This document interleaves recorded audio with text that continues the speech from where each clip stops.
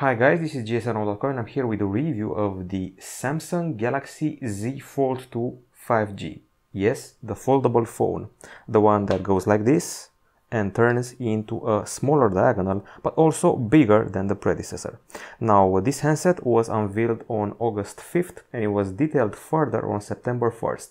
It's a foldable phone priced at around $2,000 and it's got a triple camera, it's got a bigger external screen and also a bigger internal screen that's able to fold in two.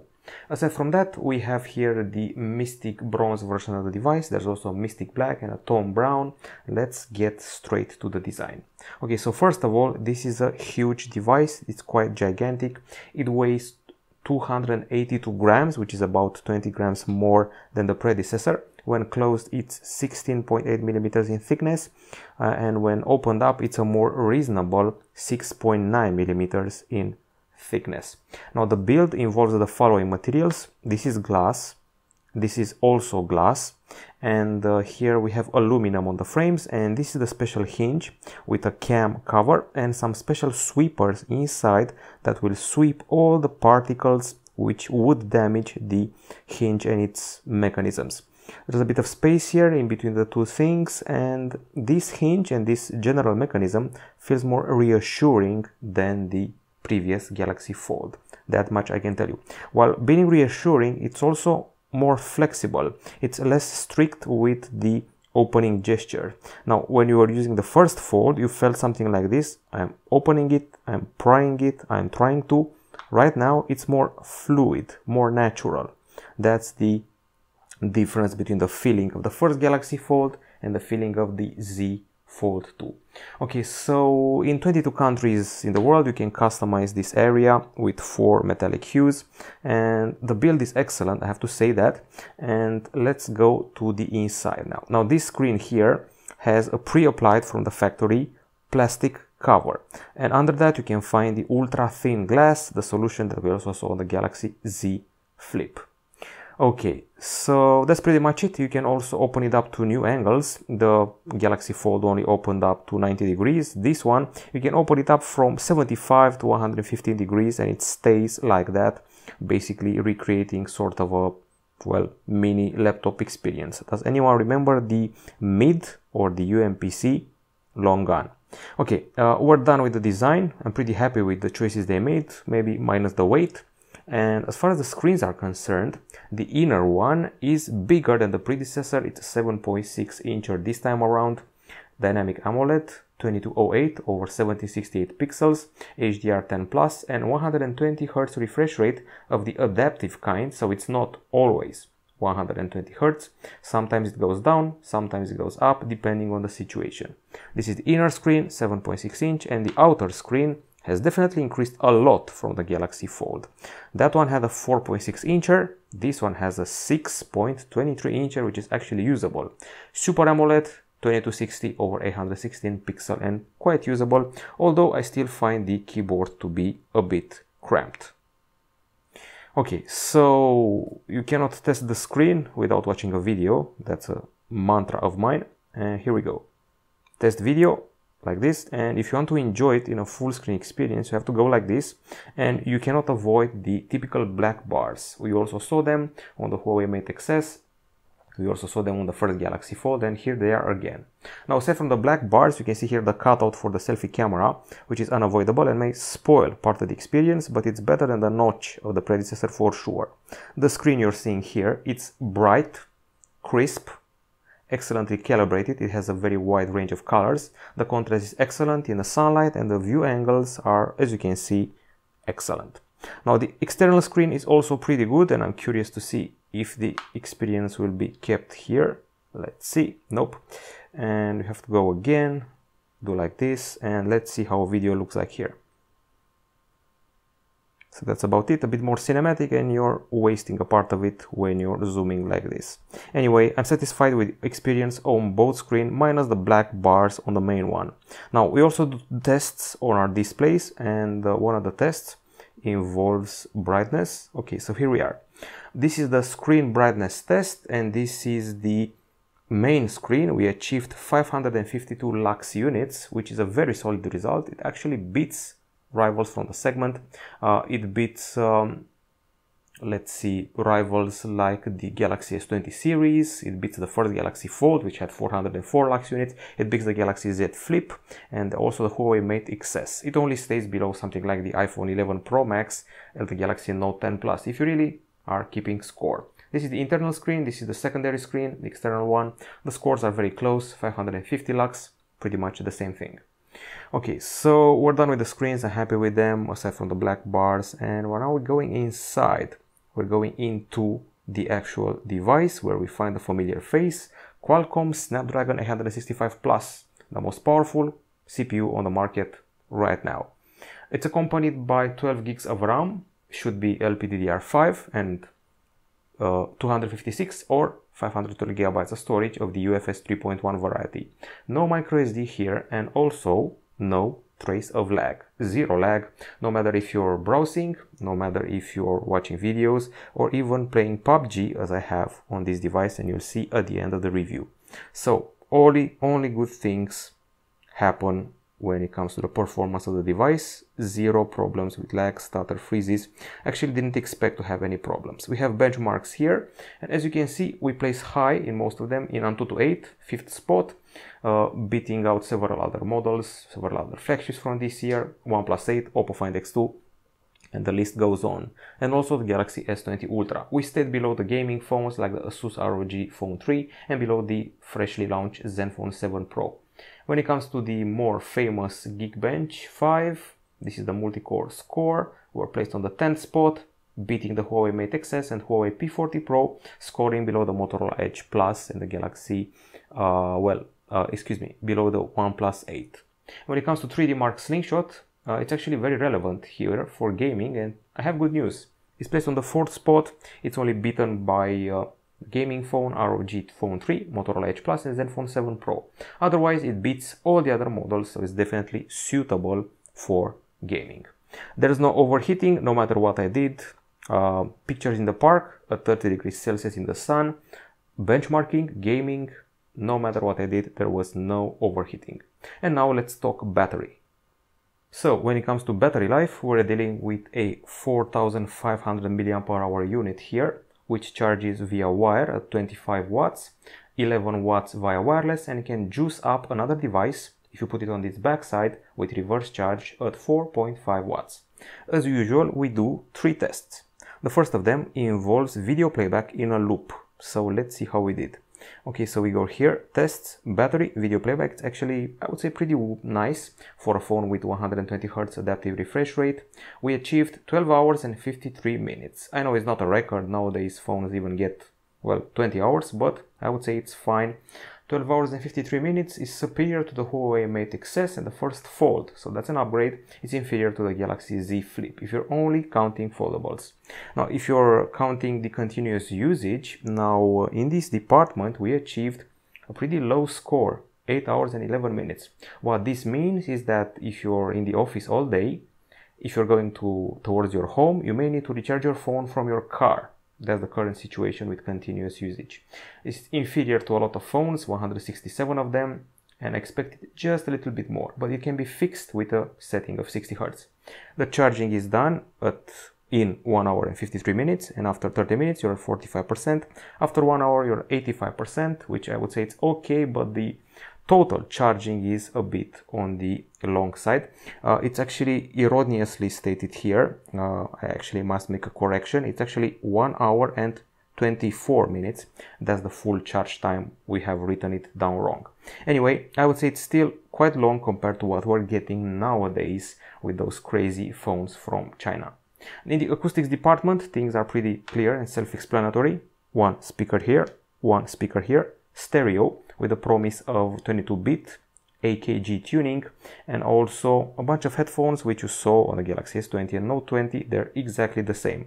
Now you can do your own tuning from here, and you got your options like this: Dolby Atmos, which is available here, and Dolby Atmos for gaming. And Dolby Atmos itself has several sub-settings: auto, movie, music, and voice. There's an equalizer here. There's a new HQ upscaler, so enough things to keep you busy if you're an audiophile who knows what he's doing. We have our sample of copyright-free music right here.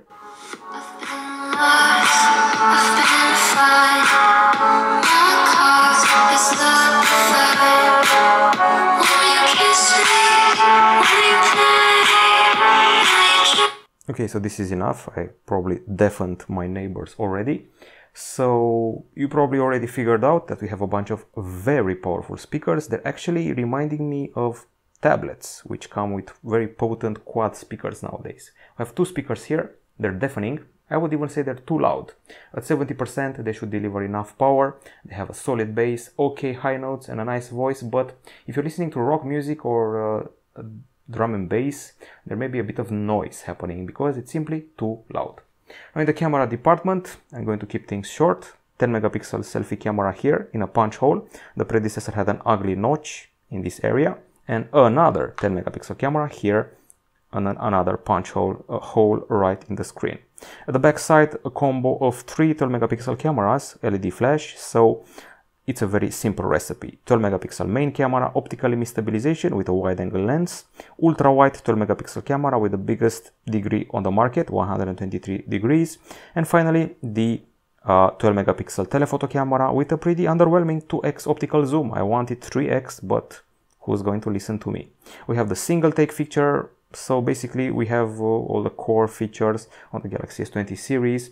Single take, there's a video here, you can shoot up to 4K 60 frames per second. In the more department, you got your live focus video, night, pro video, super slow-mo, you get the gist of it. And you even have a food option. Okay, so let's go to the gallery now because we have a gigantic amount of photos. And boy, am I going to waste time scrolling through them. Luckily, we have this big screen to enjoy them on. Okay, my first impression is that there is a lot of oversaturation and the colors are definitely a few degrees warmer than they should be. This also happened to me on the Galaxy S20 Plus. It's the fault of the AI. I deactivated the scene optimizer and things got a bit better, but not by very much. Okay, so this should be the regular shot. This is the 2x zoom shot, and this is the ultra wide shot, which luckily doesn't deform the colors too much. Okay, and once again testing out the zoom. I'm a bit underwhelmed by this zoom. It feels like a mid-range phone nowadays, and I've seen better on the OnePlus 70 Pro and the Motorola One Zoom, to be honest. Now, the colors got a bit better later on, but I still feel that the water, the sky and the vegetation are too brightly colored and vivid for my taste and maybe anyone's taste. The ultra-wide shots are very detailed and very wide. The sky is pretty niftily rendered. Some phones have their ultra-wide cameras deform the colors compared to the main camera colors. Even more colors happen here. As usual, Samsung produces some of the best reds on the market, a variety of shades of red, which are pretty well shown. Okay, I also did a single take and a bunch of selfies. These are irrelevant with the glasses on. These are a bit more relevant. Now, something I noticed here, I'm a bit underwhelmed by the behavior of the external 10 megapixel camera. I actually liked the internal one more, even though my face is too white. It's actually not that white in real life. It feels a bit odd that it will be shown like this. So there's a lot of detail here in the hair area, the clothes. The texture is excellent and the eyes are very human. I got rid of all the beautifying effects. So aside from the extra white face, I'm happy with the selfie capture, but the internal camera feels a bit better. Even more colors here in these toys, and I even played with the bokeh effect for this little dog. Of course, bokeh is also available for your face. You can play with it accordingly. Okay, more shots here, and one thing to remember is that this handles close-ups pretty well, unlike the S20 Ultra, so that's a plus. And the colors of the flowers were pretty well calibrated. So I would say it fits somewhere between the Galaxy Note 10 series and the Note 20 series, maybe even close to the S10 Plus. And there's a bit of oversaturation going on, especially if you keep the AI on. These are daytime photos, and these are low light photos, which are frankly not bad. Of course, the ultra-wide one is a disappointment. Ultra-wide cameras cannot handle low light situations, but the main camera ones, actually above expectation, they feel like 2020 and not like 2019. And there's a series of them here. There's a bit of noise happening if you look in the distance, but it was to be expected from the 12 megapixel sensor. And these are some shots of close-ups of toys during the night time. Not half bad. Look at the texture of objects. Not half bad. Actually quite good. And the best one is this one. This is the regular shot. And check this out. Regular shot and night mode shot. Quite impressive, quite the difference, even though in the distance there's a bit of noise, but the way the shot is lit up is definitely impressive. And you have to keep your phone steady if you really want to take a proper shot like this. Of course, also have some food photos if you're really into that. My impression is that the night mode is closer to 2020 and the daytime photos are closer to 2019, maybe to a Note 10, so not a huge upgrade. And if you're really comparing to the past year phone, especially the zoom let me down. It feels like something from last year. Okay, so this is all we had to say about the photos. For the videos, I'm going to resort to this app here. We have 18 videos. I'm going to start with the stabilization test and go like this. Okay, so even the Galaxy Z Flip, the clamshell, had excellent stabilization. This one continues in the same vein. This is with the super steady mode activated, and as you can see, I'm descending stairs and the image doesn't flicker and there's no problem. Okay, so this checks out. I also checked the focusing on a close-up and on the background and quickly alternating between them. As you can see, very fast focus. Samsung is a bit of a landmark in this department. We also have the bokeh video where I'm applying a bunch of effects. Looks pretty cool, on par with the Note 10, maybe the Note 20 series. And I noticed a bit of a problem, a bit of a tendency here. Sometimes when you're shooting 4K video in 60 frames per second, the image is wobbly. It feels like you're on a boat and it's doing something like this. That's the vibe I'm getting. So if you're watching this on YouTube, you're going to get this feeling like the camera is doing something like that, like you're on a ship or a boat. Don't know if you can see it here. It happens when it's trying to stabilize as you're panning. Okay, and it doesn't happen on 4K 30 frames per second, which is rather odd. We have more videos here. We'll detail them in the full text review. But I'm more happy with the capture, with the video capture during the day than the photo capture, as you can probably tell. Even the colors are a bit more okay, but the zoom once again doesn't impress. Now the nighttime capture sadly underwhelmed me. I started off with this one, which was actually weird. It's very ghostly, very murky and noisy. It was a dark area, so it's not very relevant, but it's still 4K in 60 frames, expected better. This is actually a bit better, but there's a lot of artifacts and reflections which don't do justice to such an expensive phone. Okay, and finally the 4K 30 frames per second looks better. So oddly enough, 4K in 60 frames per second looks weird on this phone. It may be captured with the ultra-wide camera. It's a theory of mine. Don't bet on it, but it looks strange. And I prefer 4K in 30 frames to 4K in 60 frames, odd as it may seem.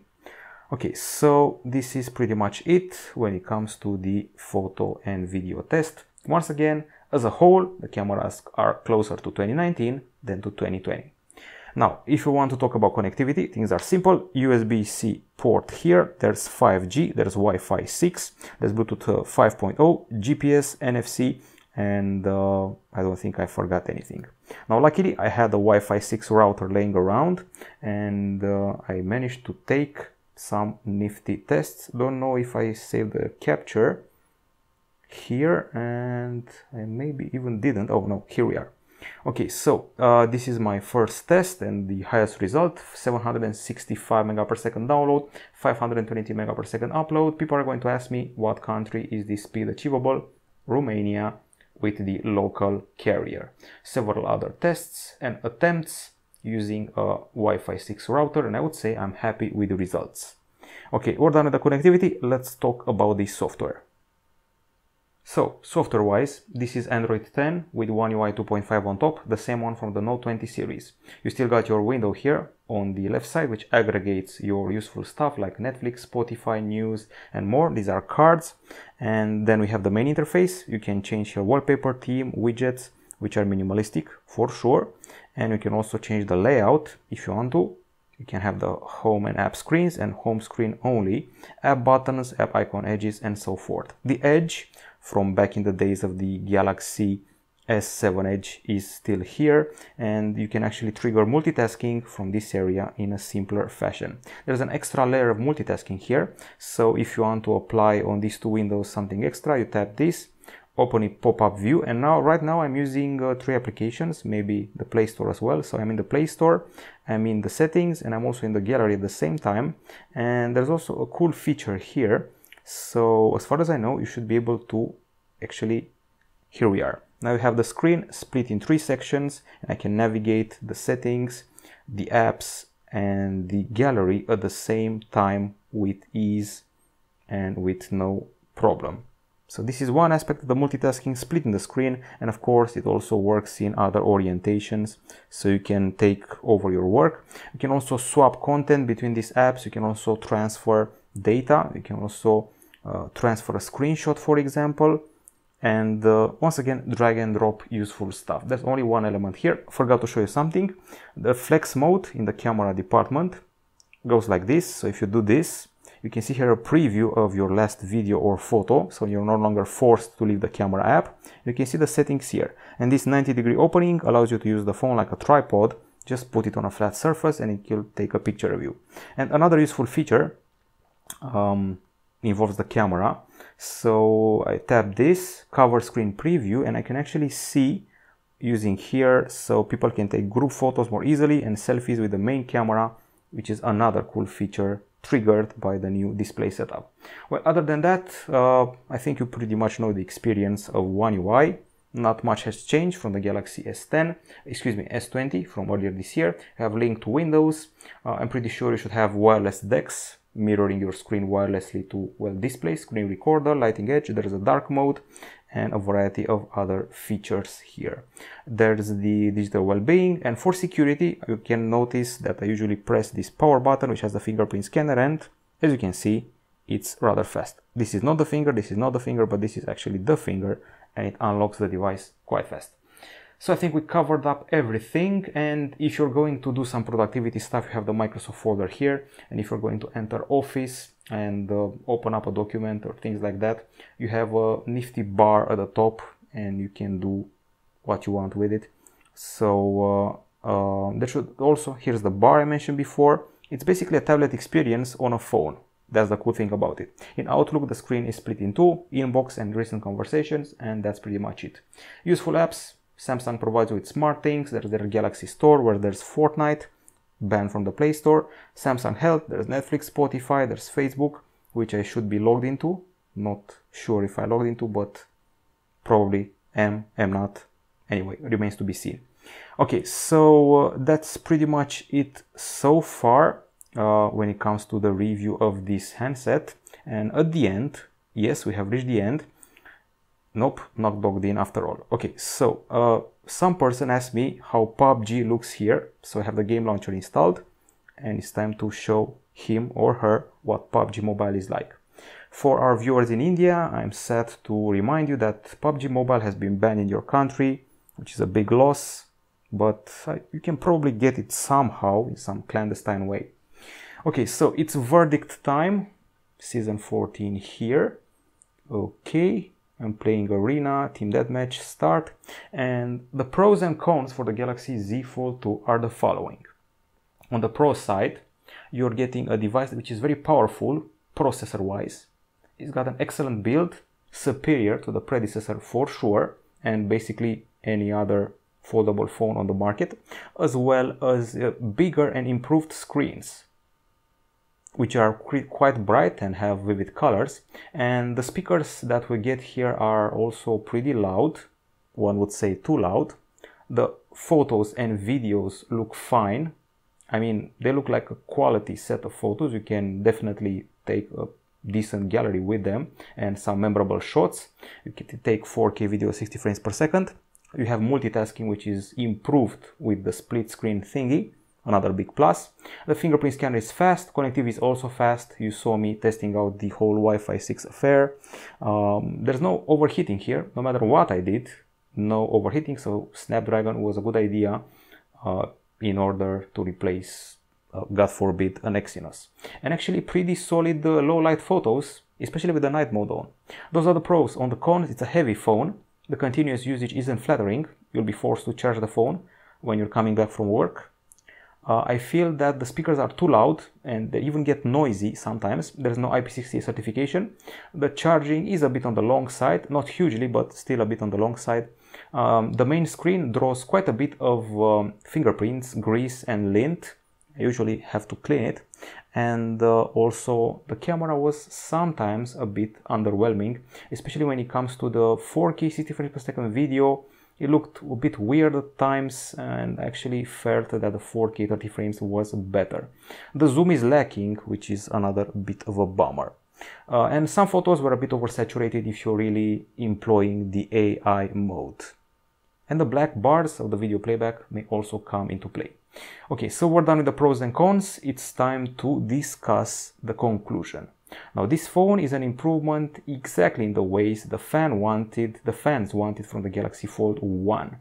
Gone is the notch, the external screen is bigger, we have a more reassuring hinge, which is more comfy now to open and close. It's a more secure experience and a more relaxed experience.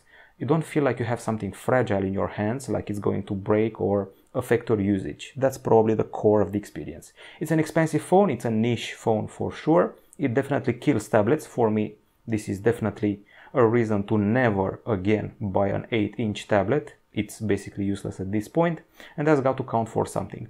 And also, when everything is said and done, this is the only phone on the market which reminds me right now of the Nokia Communicator when it started out, which is a pretty cool thing to do. It's still a $2,000 phone, so you should stay informed on what you're buying.